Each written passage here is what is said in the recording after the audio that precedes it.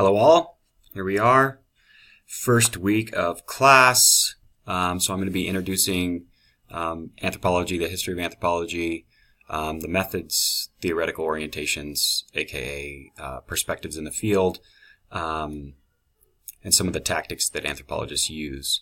We won't be getting into Native Americans per se until next week, so this is kind of the why is this an anthropology course section of the course.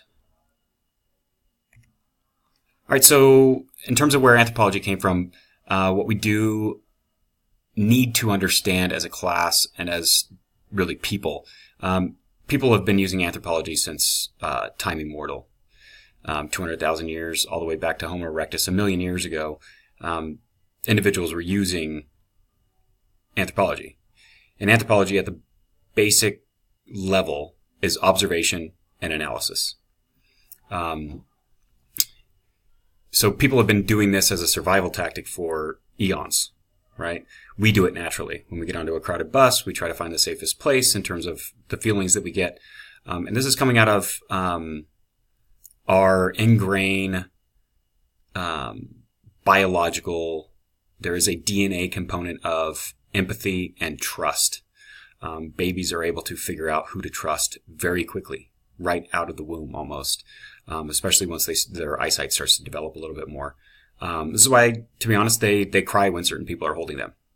There's something about that situation. Either the baby's not used to being held by other people, or there's something that looks different or odd about the individual. But young humans are able to figure out who they should trust very early on. And this goes back to one of the reasons why humans have been successful. And one of the reasons for that is, at the basic level, is that if humans can figure out who to trust, then cooperation is the name of the game. Now, most of us have been educated in history. And when we talk about history, we talk about civilization, which equals conflict, aka war. That's how we delineate our past. If we look at the 200,000 years prior to that, we did not occupy war. In fact, the archaeological record does not have a lot of violence in it, and aka war, until 11,000 BCE. So prior to that, human beings tended to get along. And this is where I have to do some re-education, because history does not teach us that. They teach us that we are Hobbesian, brutish, violent, selfish animals out of the womb, and that society is what trains us to be nice, good people. In essence, human beings are blank slates with the innate ability to trust and cooperate. This is what has made us successful.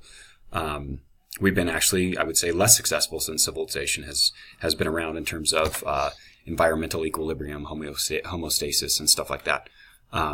So, in terms of where we find the impetus to anthropology, what we're really talking about here is, yes, if everybody has been doing anthropology forever, what makes the delineation between anthropology and just simple human observation? It comes down to writing things down. If we observe people and we just tell others about it, that conversation is going to die off eventually or be changed. But during the axial age, Karl Jaspers is a German philosopher. He basically coined this term. During the axial age, we get a lot of delineation from a certain viewpoint, and this is generalizing a bit. But what happens is people start to ask, where do I fit into this universe? Okay? And we're moving into what's called a theoretical stage. And the axial age is about 500 BCE, approximately around that time period. Give or take another 150 years either way. Okay, so in this axial age, we have all of these people, and I don't know, history doesn't necessarily do a good job of putting this in this order. They jump around regionally, but in terms of a time period, Confucius, Lao Tzu, the head of Taoism, the leader of Taoism, Buddha, Jainism, Pythagoras in Greece, Heraclitus in Anatolia Peninsula. We're talking about Ephesus in Turkey here. And then other Jewish leaders around this time. So we're talking Middle East, we're talking Southern Europe, and we're talking Asia. Okay. And we're talking South Asia with India, and we're talking, China, East Asia as well.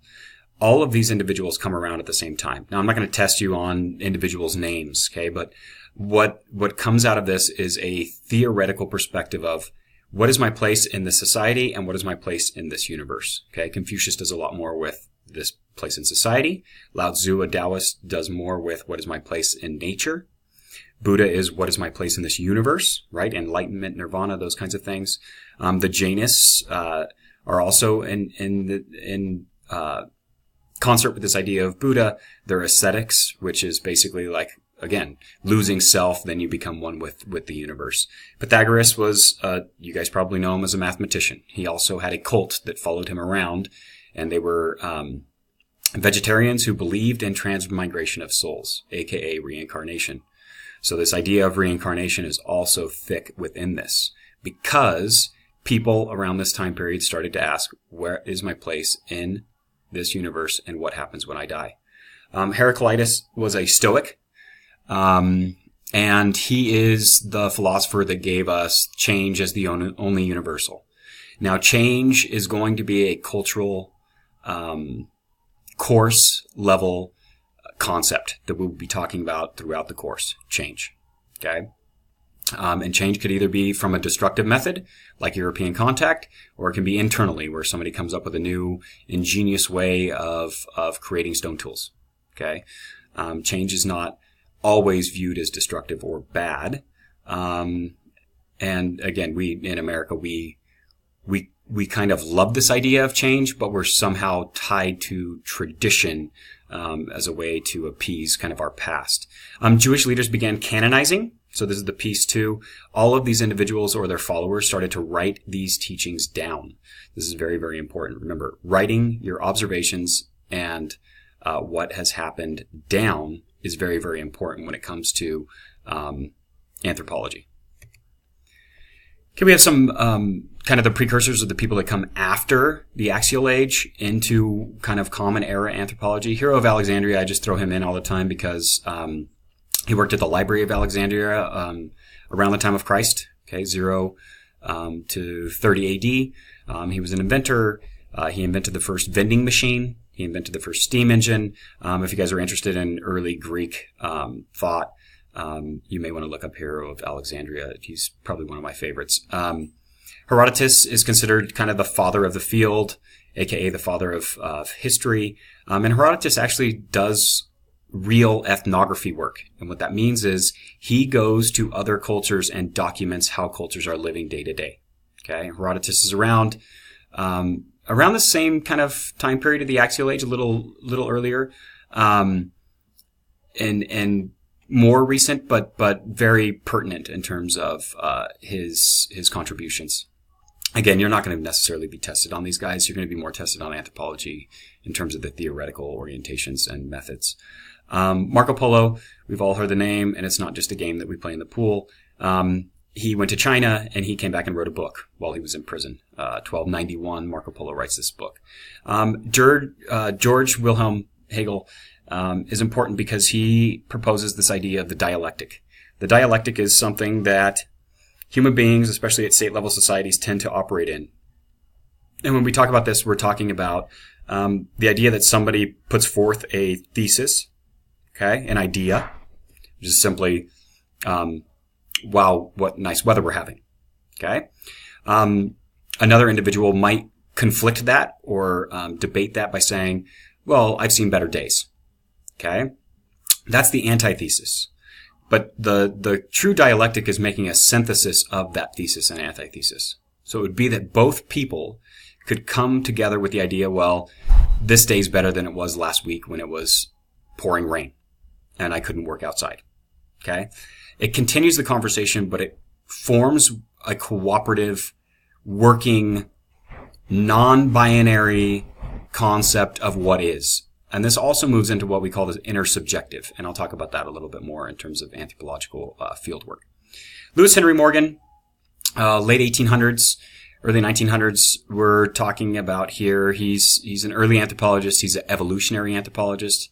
Lewis Henry Morgan proposes that human beings have gone through 3 stages savagery, barbarism, and civilization. Civilization, which he occupied as a white Christian lawyer, and savagery being hunter-gatherers. He basically believes that humans evolve, taking from Darwin, to a civilized state.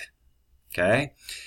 He was critiqued by Franz Boas, who comes about and really comes into his own in the 1920s through the 40s. And he critiques Morgan as being ethnocentric and biased, basically saying, well, you're only saying that because you're civilized, or so-called civilized. Boas believes that we should look at everybody from a cultural relativistic point of view, which is other individuals and cultures do things that have function. And they may not make sense to us, but they do them because they have function. Okay? The people who work 5 hours a week that live along the Mekong, we might call them poor, because they don't have big, gigantic houses or cars or the internet, but they call themselves happy. And this is because they work 5 hours a week and play in the river the rest of the time.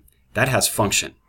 So Boas would call these individual groups just as equal as us. They just have a different function or a different way of living, right? Morgan would call them savage, okay, because they are not civilized. They are not dressed. They are not acting the way that we are, okay, which is very ethnocentric. And we'll get into those terms in a second because you absolutely need to know them for this class. What is anthropology? There's your definition. Anthropos in Greek means man. Ology means the study of. Okay. Now remember, man, the concept of man has changed a lot. It's developed into this binary idea of males, in terms of a biological sex. It used to not necessarily mean that. It used to just mean human. Okay. 4 fields of anthropology. This is also important. I'm going to go over them.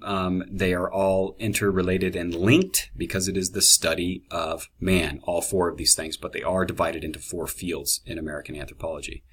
Okay. The first is biological or physical. Biological or physical anthropology is looking at DNA. Okay. These, Nat Geo, 23andMe, these kinds of things. They're looking at your DNA. They're trying to figure out your where you came from, migration patterns, those kinds of things. They look at human evolution. They look at hominids. They look at primates.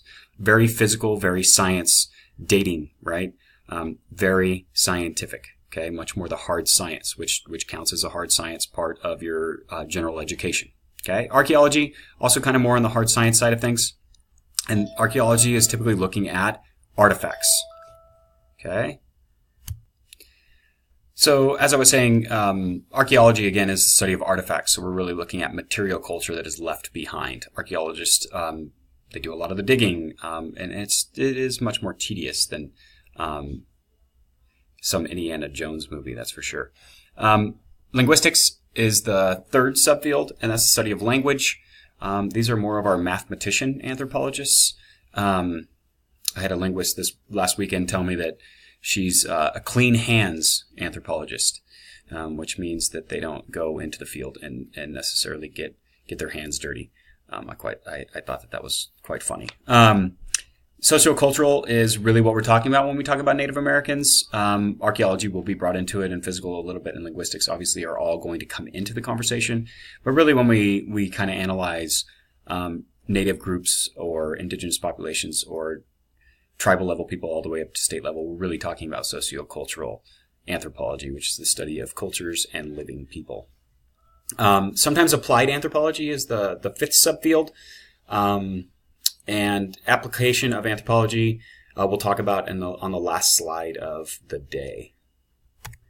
So here we go. These are examples of physical anthropology. Again, I don't know that I need to read through all of these, but I kind of talked about these already. Forensic anthropology is also included in physical anthropology. So if you have any desire to work in a crime lab or something like that, you're going to want to major in physical anthropology and then move into forensic anthropology as well.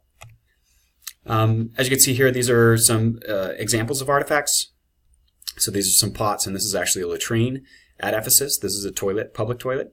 So you can see that the people definitely did not have, as I was saying, archaeology is very tedious work. You basically create a 1 meter by 1 meter unit, as it's called, squared off, and dig down a couple inches at a time, record, draw pictures, take pictures, and then you keep digging down. It is tedious work, fun, exciting, very different than being in a classroom. And I've actually had experience in Native American archaeology. So down south in San Diego and then up north in San Jose as well. So it's exciting for